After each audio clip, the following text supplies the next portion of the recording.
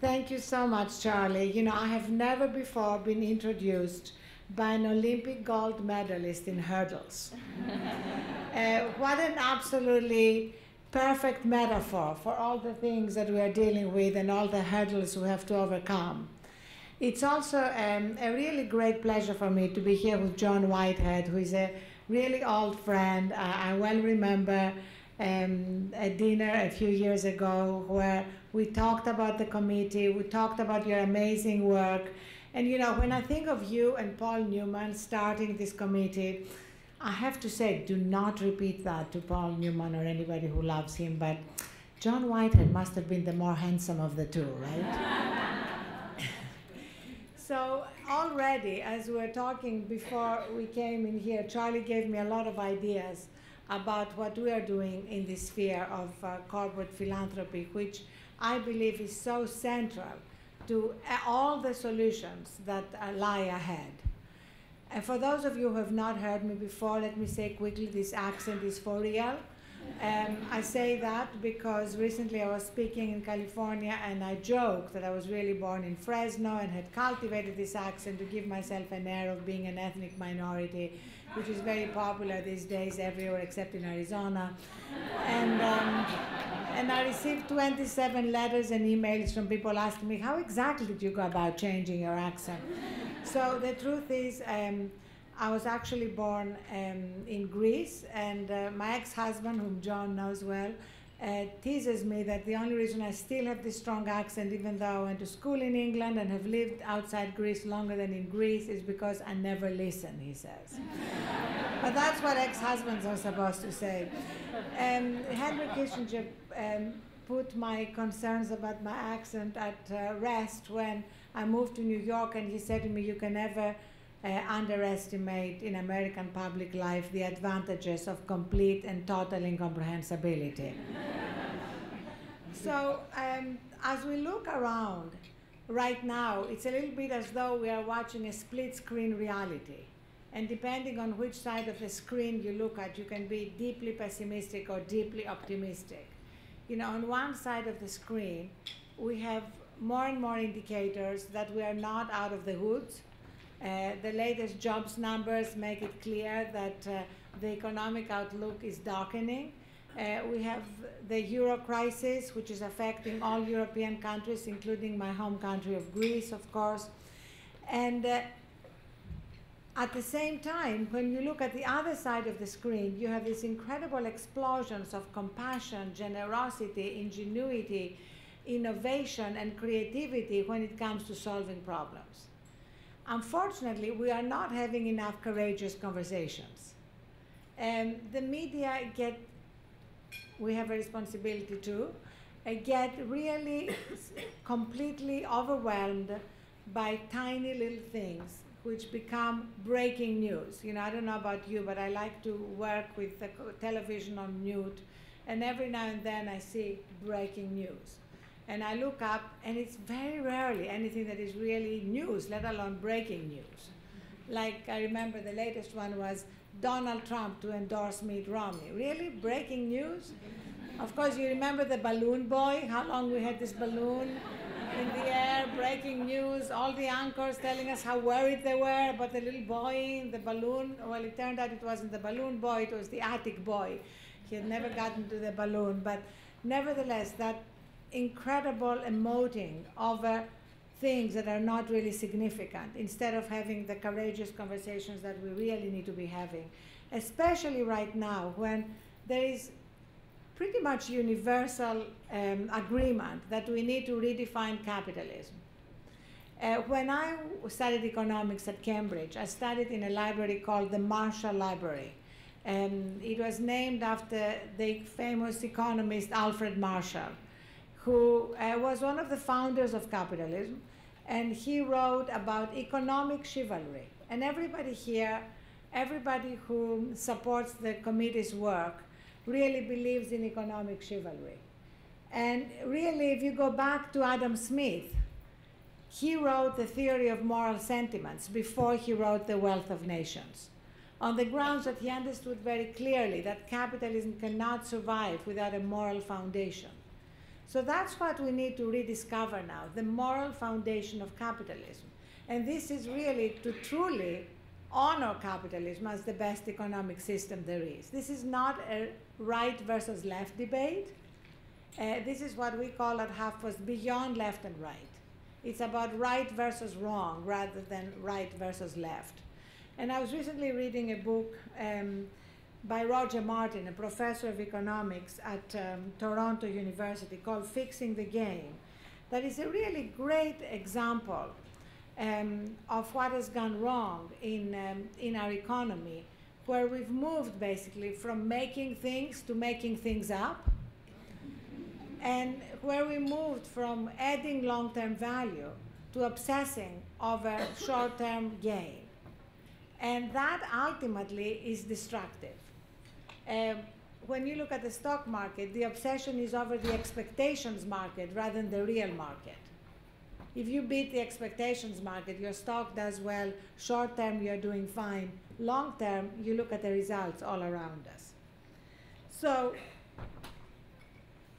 the good news, I'm Greek and a naturalized American, so I have a double dose of optimism.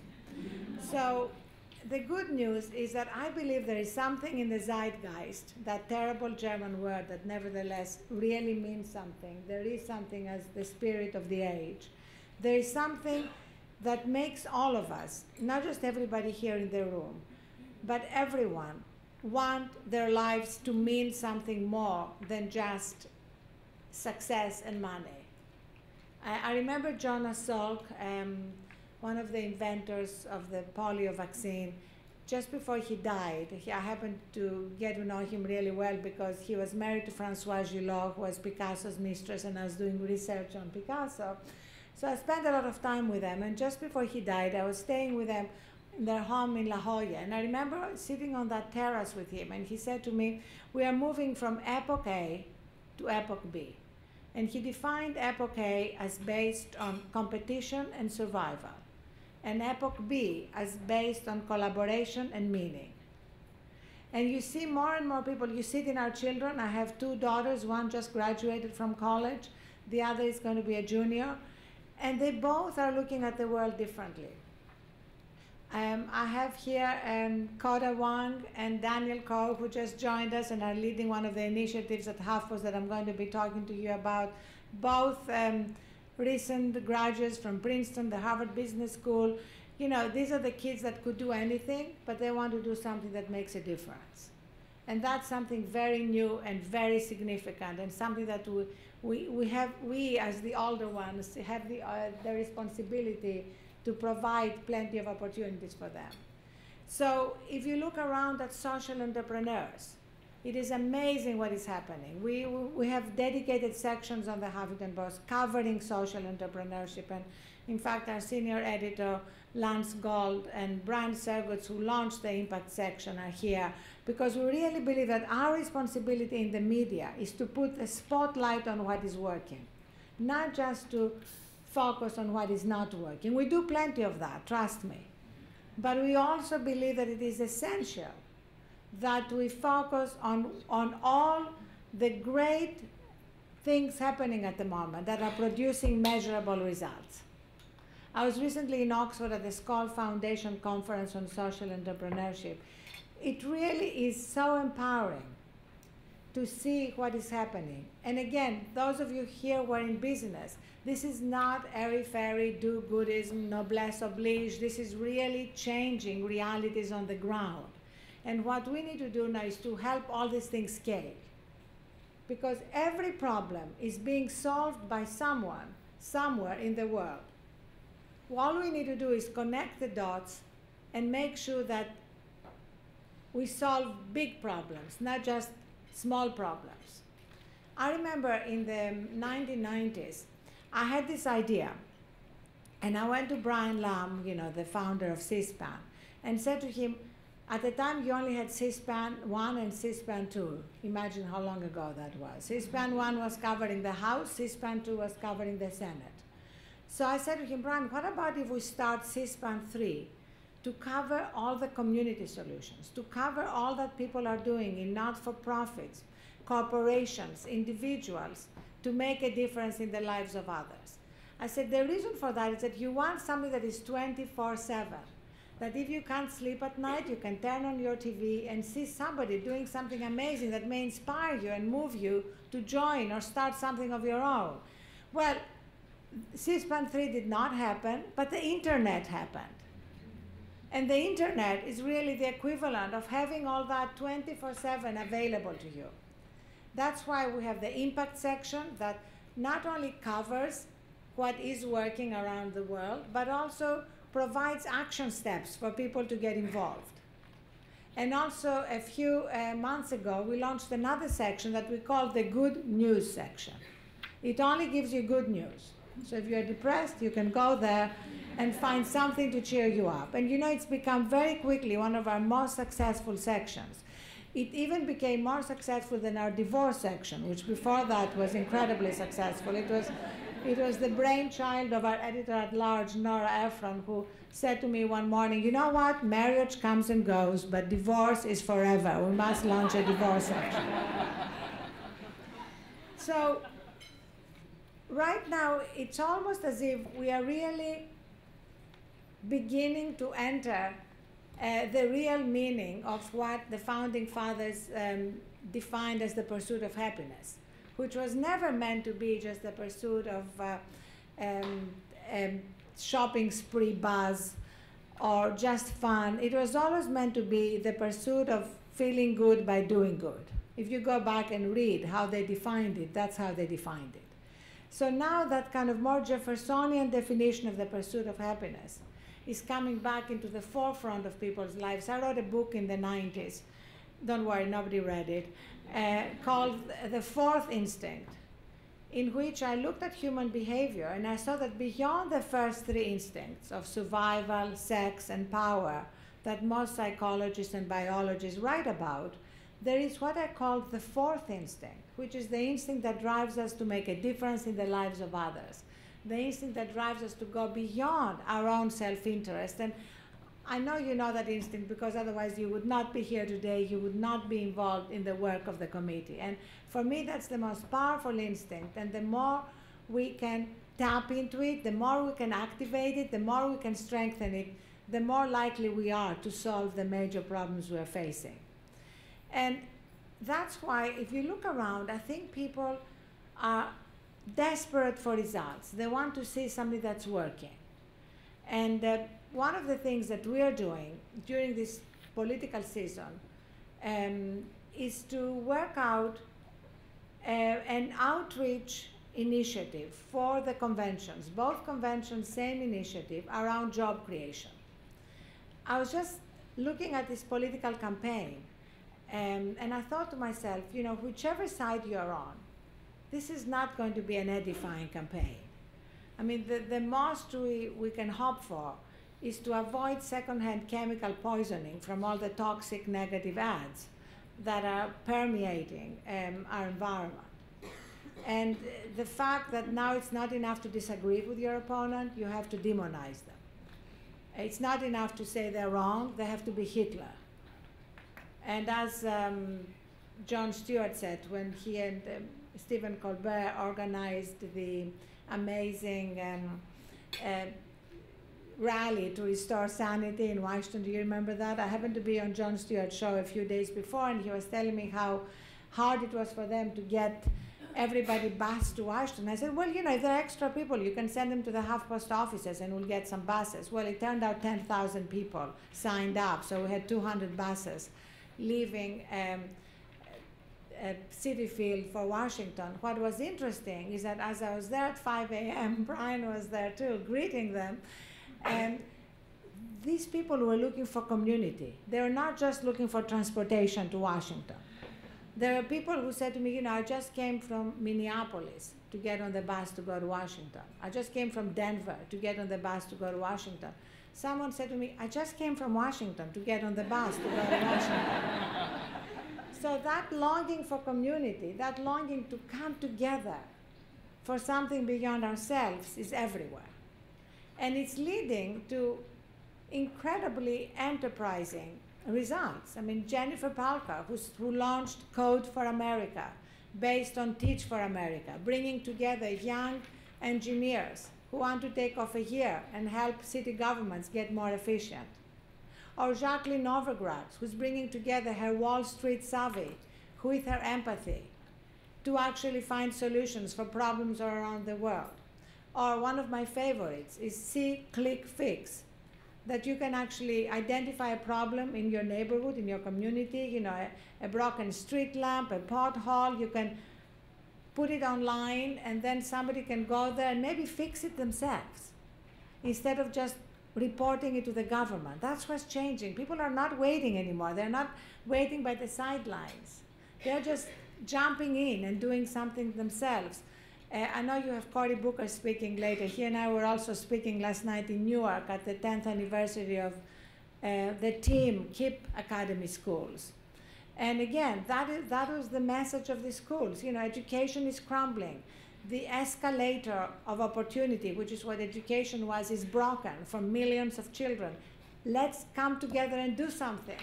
Let's not just complain. And so that's really the initiative that we are launching at both conventions. In fact, the first person I approached when I had this idea was somebody who is a friend of Charlie's. Of course, everybody is a friend of Charlie's. And that's Ray Chambers, whose Amelia Foundation has been so central in reducing deaths from malaria, in solving so many problems around the world. And he said to me, if the goal is audacious enough, I'll be involved. If it's not audacious enough, no. So I said, okay, Ray, what's audacious enough? He said, let's bring together corporate America, not-for-profits, foundations, to pledge to create 1 million jobs. So that's really what we did. So very quickly, we brought together LinkedIn, Google, the Ford Foundation, the Skoll Foundation, of course, the Amelia Foundation, and Starbucks. You know, Howard Schultz has already started doing a lot around job creation. And our goal is at both conventions to have a big event with a discussion around what the private sector can do while government is paralyzed. Because we all know the truth is that between now and next January, when the new administration will be sworn in, nothing will happen on job creation, which is really a devastating statement. If you think of the millions of people, 22 million people unemployed or underemployed, many of them recent graduates, and that for me is particularly hard. Because if you've done everything right and you've graduated from college and you can't get a job, then society is doing something wrong.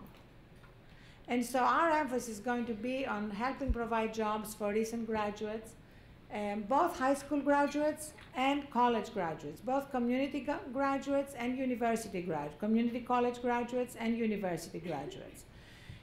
And LinkedIn, that's one of our partners, Jeff Weiner, the CEO of LinkedIn, was telling us on one of our organizing calls that there are actually 3.7 million job openings. But there is a mismatch of skills. So one of the first things we want to do, one of the sort of low-hanging fruit, if you want, is matching skills. Some of them are literally skills. Some of them are geographical problems, that the jobs are in one place and the people with the skills are in another place.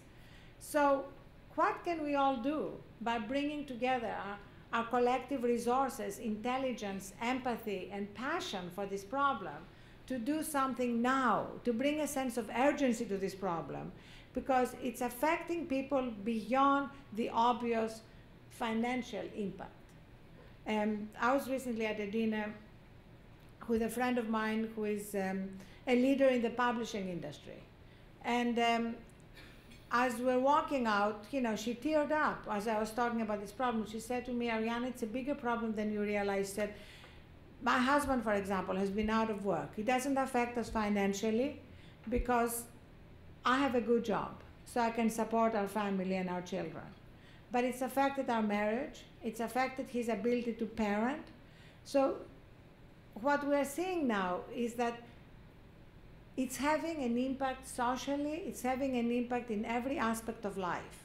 And that's why one of the things that we want to emphasize is taking people with skills who are out of work and at least having them use these skills in not-for-profits.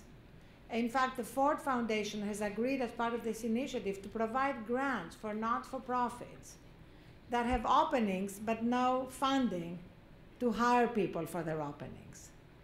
So obviously we would love all of you to participate in any way you want, and also to write about what you're already doing. That's for me one of the best things about running the Huffington Post, is the fact that we have a platform that can actually put the spotlight on what is working. And then you never know who is going to be inspired. If you go to the impact section, you see the comments around blog posts. People really get inspired by stories, by what they read is working, that somebody else is doing, and they do want to join in and participate. And you said that everybody here wants this event to be more interactive, Charlie. So I want to leave plenty of room for discussion, questions, anything you want to say, because I promise you, this is my most favorite part.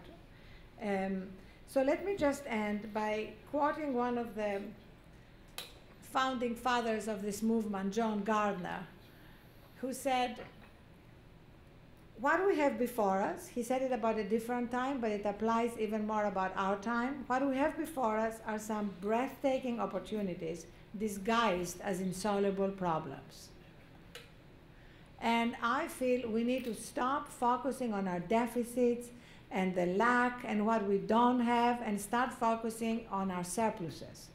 We have a surplus of talents, of skills that are going underutilized, a surplus of time. If you're unemployed, the one thing you have is time, which is often, for people who are heavily employed, as many of us here in this room, the one resource that we most need more of. So what are we doing with this extra time, these extra skills, these extra talents?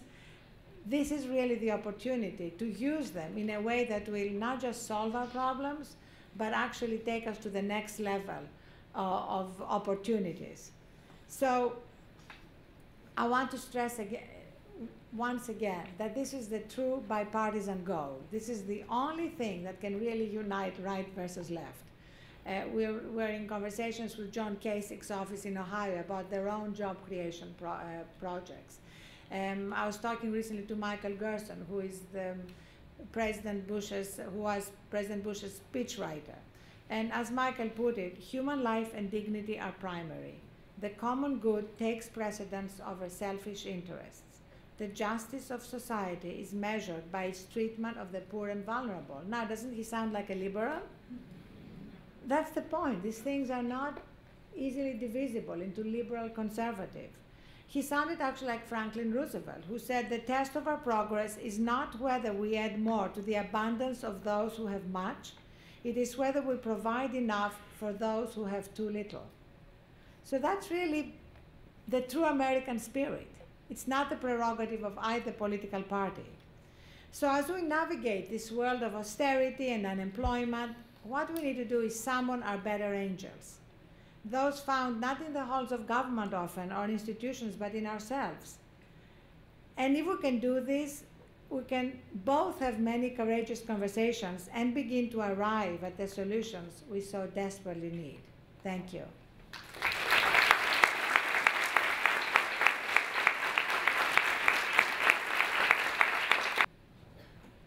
So who wants to start? And yes, and if you don't mind giving us your name and what you're doing. And I'm Trista Thompson, and I work with Dell in charge of corporate responsibility. And I was just curious to hear your thoughts and comments as a leader in social media about what role you think social media will have in changing the world today.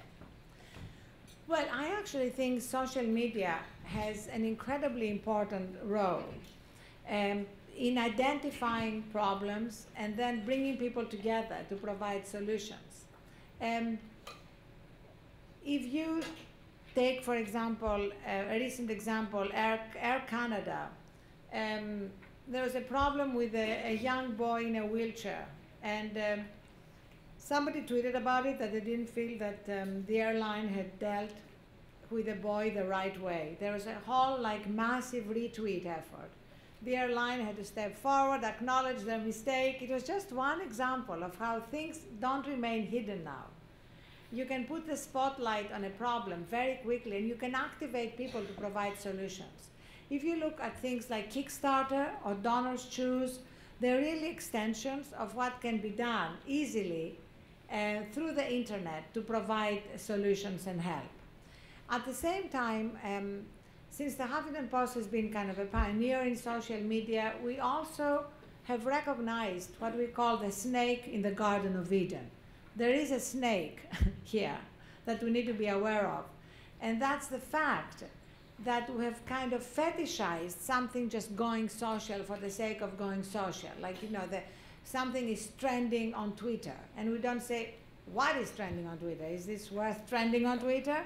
Or this thing has gone viral.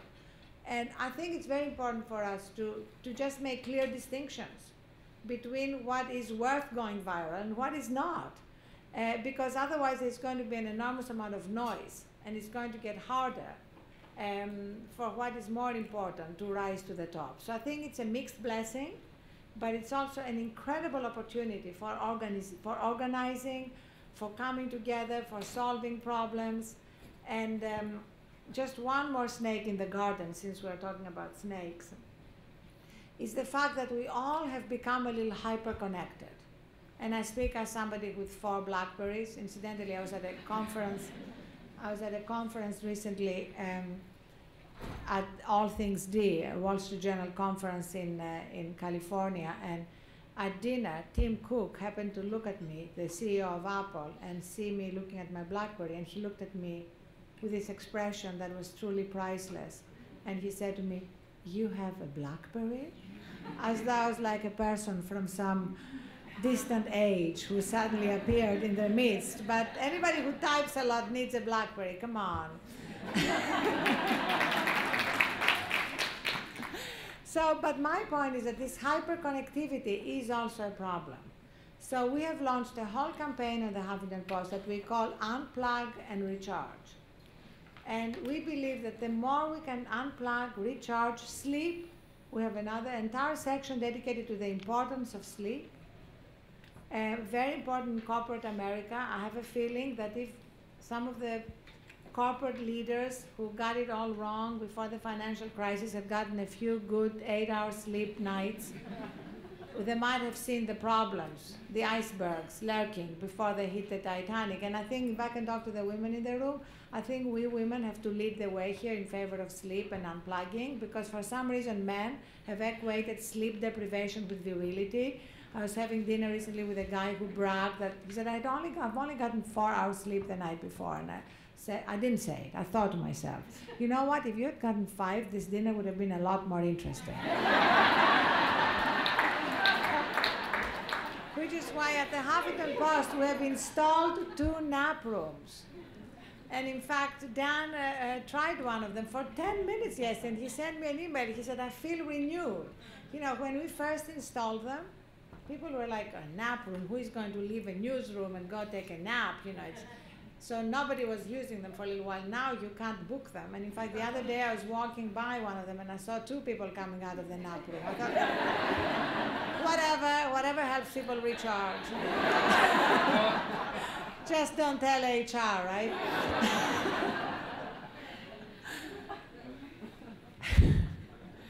Who next? Yes.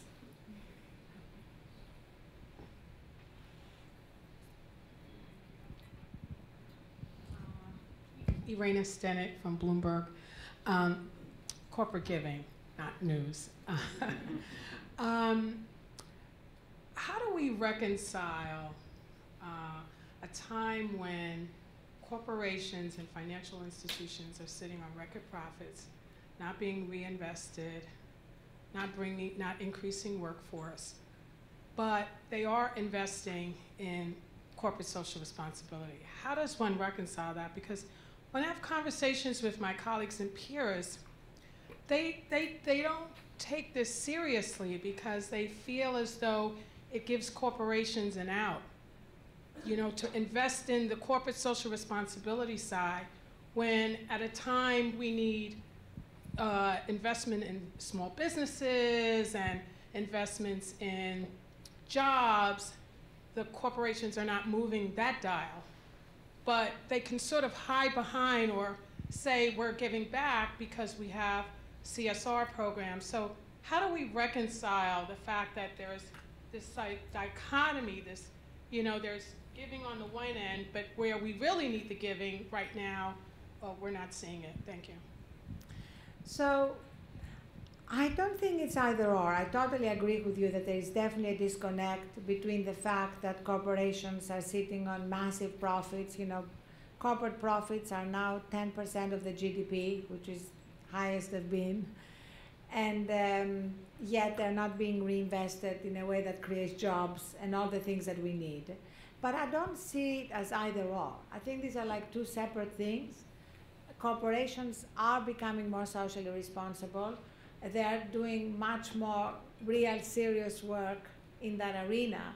And at the same time, we need to address the problem that I kind of touched on in my speech of something wrong with what we're prioritizing in the objectives of corporate America, which is really prioritizing what's happening to the value of the stock, which is always going to go higher if you meet or exceed Wall Street expectations, and if you cut costs, and if you fire people. There's an easy way to improve your stock price.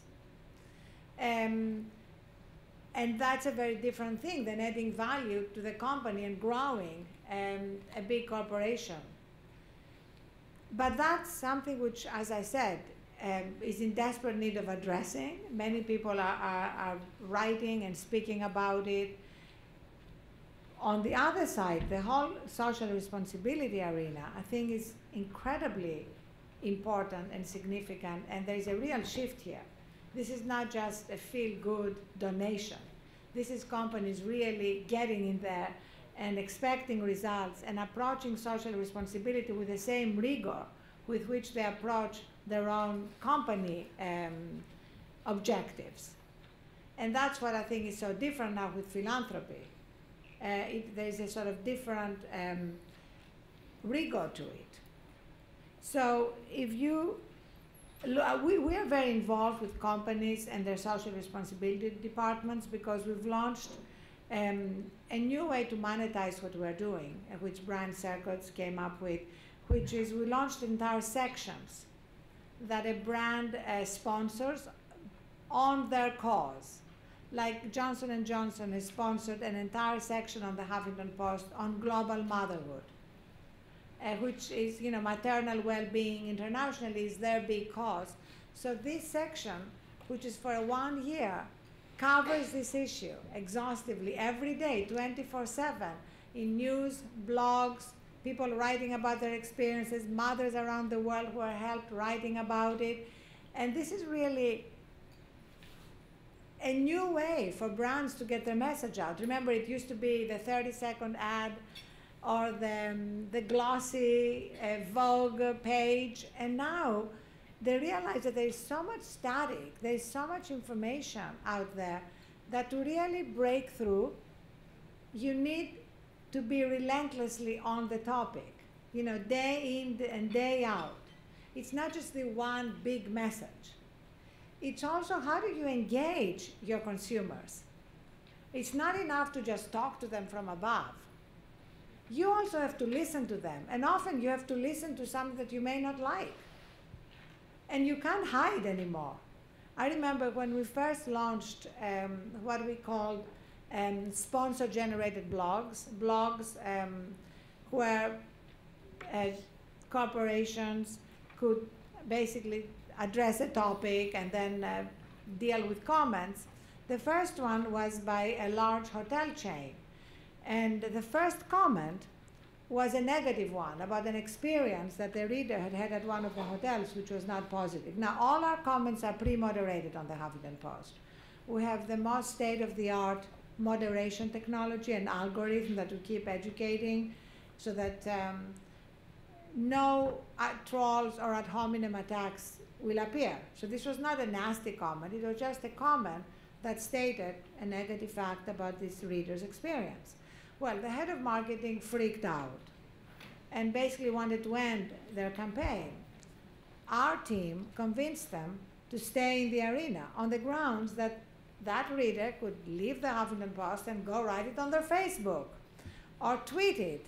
It's not like they're going to be silent. So now the marketing department stayed in, answered the reader's question, which turned out to be a legitimate one. There had been a real problem. Others came out writing about positive experience at the hotel. It turned out to be something they were really incredibly happy with because they were in the arena. They were dealing with the customer's problems, what Zappos has done. That's your opportunity to deal with them. Otherwise, they're going to fester, and they're going to grow, and they're going to go unanswered. So it's just, again, a whole new way that social responsibility departments are dealing both with the brand awareness and awareness of the cause that the brand is associated with. I will try to give shorter answers.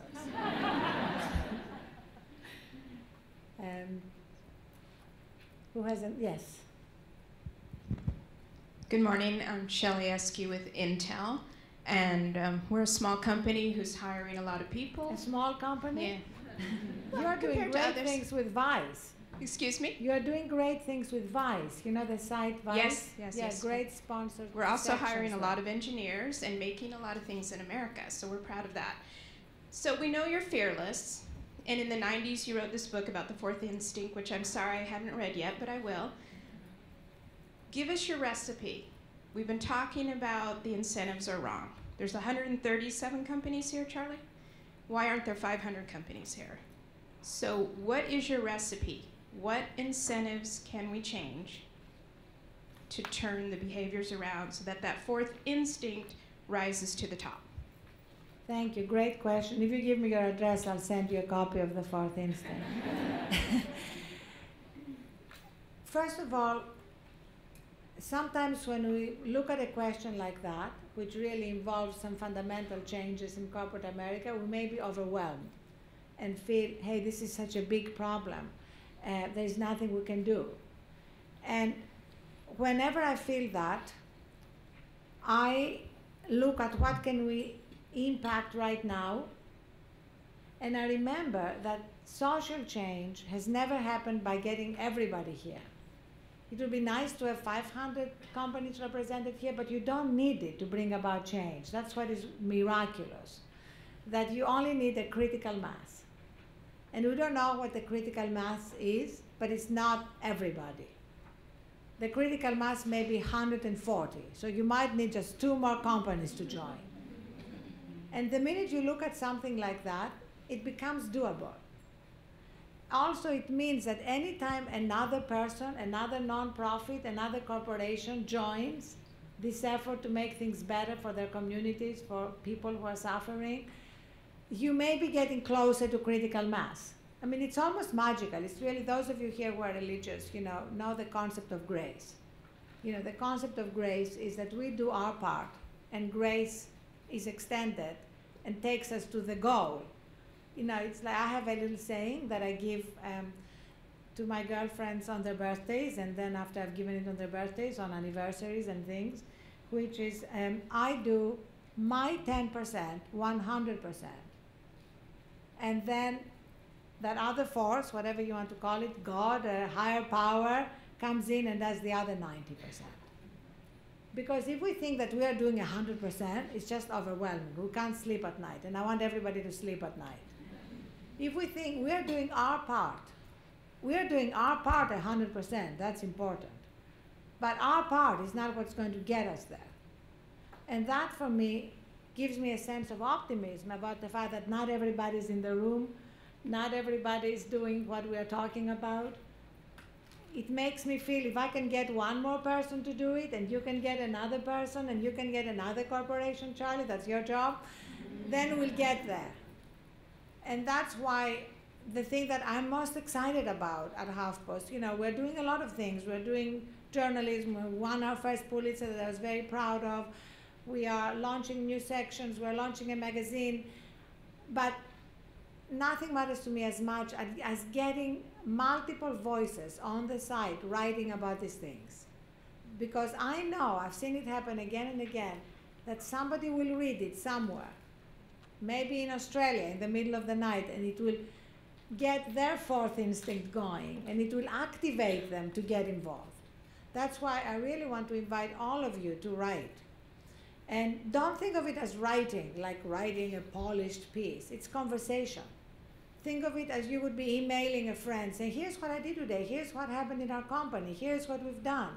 And then let me get somebody who was affected by it to write about their experience. It's conversational. And I'm going to give you my email address, so you have no excuse. You can just email it to me and we'll take care of it. Customer service is the most important thing at HuffPost. It's Arianna with one R and two N's at huffingtonpost.com. It's kind of easy. And Charlie has it, so if you forget, you can ask Charlie.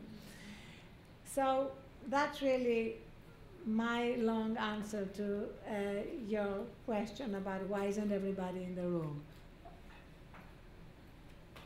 That's it.